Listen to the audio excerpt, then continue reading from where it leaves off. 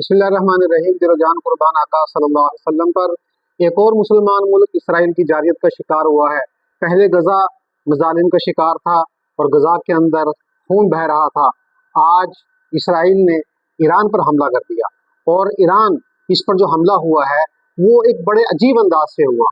पहली मर्तबा किसी मुल्क की टॉप मिलिट्री लीडरशिप और उसके टॉप जो साइंटिस्ट थे उनको निशाना बनाया गया है और उनको हिट किया गया है।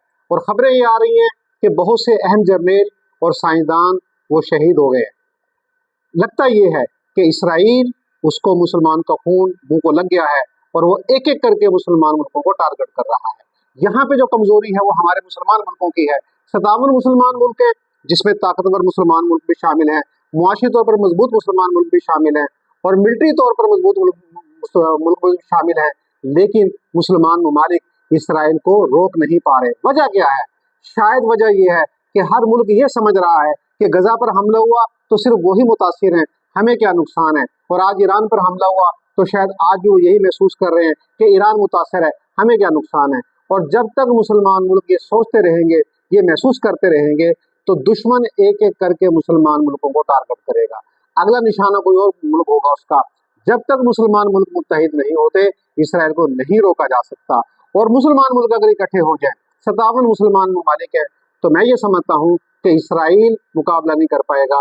लेकिन शर्त यह है कि यूनिटी होनी चाहिए, इत्तेहाद होना चाहिए। इत्तेहाद होगा तो फिर हम दुश्मन का मुकाबला कर सकेंगे। और ये मुसलमान मुल्कों को बहुत बड़ी वार्निंग है कि आज ईरान का नंबर लगा है तो कल किसी और का नंबर भी लगने वाला है। बेहतर है कि दुश्मन को यहीं पे रोक लिया जाए। अगर यहीं पे नहीं रोकेंगे वो फिर उसके कदम और आगे बढ़ेंगे। खून उसके मुंह को लग चुका है और जब भेड़िए के मुंह को खून लग जाए तो फिर वो खून उसके मुंह से छूटता नहीं है, वो एक एक करके फिर जानवरों का शिकार करता है। इसी तरह इसराइल भी भेड़िया बन चुका है, इसके मुंह को मुसलमान मुल्कों का खून लग गया है।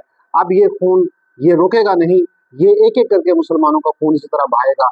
जब तक मुसलमान मिलकर मुत्तहिद होकर इसको नहीं रोकते ये थमने वाला नहीं है।